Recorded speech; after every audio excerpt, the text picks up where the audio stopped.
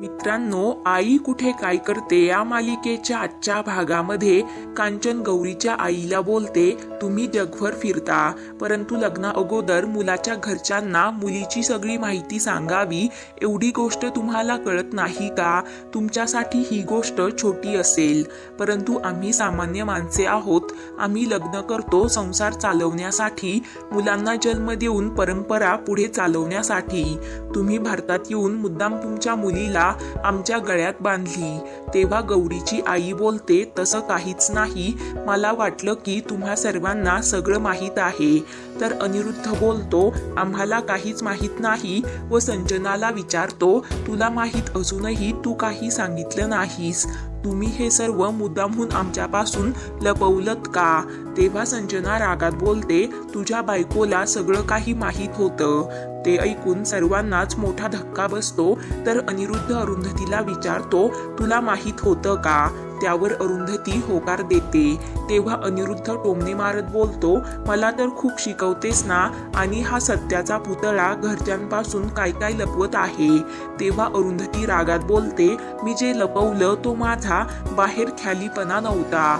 उगाच संधी मिळाली म्हणून काही पण बोलू नका, कारण ती गोष्ट गुंतागुंतीची होती.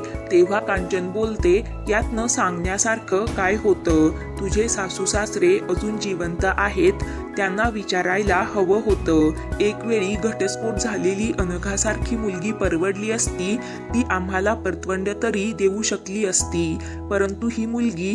तेव्हा यश गौरीजवळ जाऊन मोठ्याने ओढत बोलतो की हीच मुलगी माझी बायको होणार आहे, त्यामुळे तिच्याशी बोलताना विचार करून बोलायचं.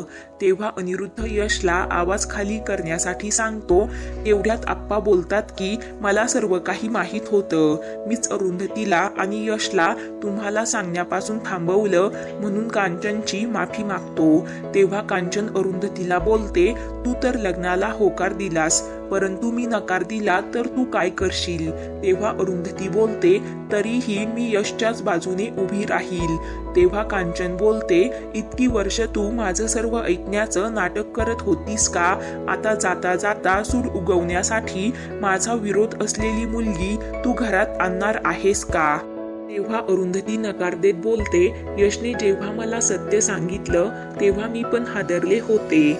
मला नातवंड खेळवायची होती, मी पण ती स्वप्न पाहत होते, परंतु मी यशला विचारलं, तू घेतलेल्या निर्णयाचा भविष्यात तुला 1% सुद्धा पश्चाताप व्हायला नको. तेव्हा यशने मला सांगितलं की मला काही फरक पडत नाही, माझ्यासाठी फक्त गौरी महत्वाची आहे, त्यामुळे मी त्याला होकार दिला. हा काय आजार नाही, त्यात गौरीची काही चूक नाही. जगात अशा कितीतरी मुली आहेत. तेव्हा अनिरुद्ध मध्येच बोलतो, तुम्हाला हे बरं चालतं, पण जगात तुमच्या कल्पनेच्या बाहेर सुद्धा अनेक गोष्टी घडतात, त्या तुम्हाला चालत नाही का?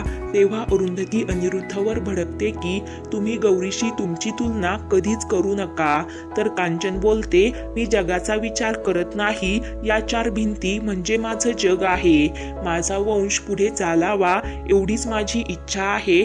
तेव्हा यश बोलतो, आम्ही एखादं मूल दत्तक घेऊ, कारण या जगामध्ये हजारो टाकून दिलेली गरीब मुले आहेत, आम्ही त्यांना चांगलं घर देऊ. तेव्हा कांचन बोलते, नैसर्गिक मूल होणं कधीही चांगलं. या मुलीला लहानपणापासूनच एक अवयव नाही, मग तिचं आरोग्य कसं चांगलं राहणार? तेव्हा अभि बोलतो, असं काहीच नसतं, काही मुलींना नैसर्गिक चक्र सुद्धा नसतं, त्याने काही फरक पडत नाही.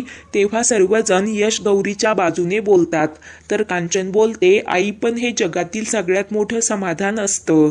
तेव्हा अरुंधती बोलते, त्यासाठी पोटातच मूल वाढवलं पाहिजे असं काहीच नसतं, समाधान मिळवण्यासाठी आपण खूप काही करू शकतो. जगात अशी अनेक माणसे आहेत ज्यांना मुले नाही, परंतु ते अनेक मुलांचे पालक आहेत. आई न झालेल्या बाईमध्ये पण माया असतेच. तर कांचन विचारते, आम्ही म्हातारपणाला काय बघून जगायचं?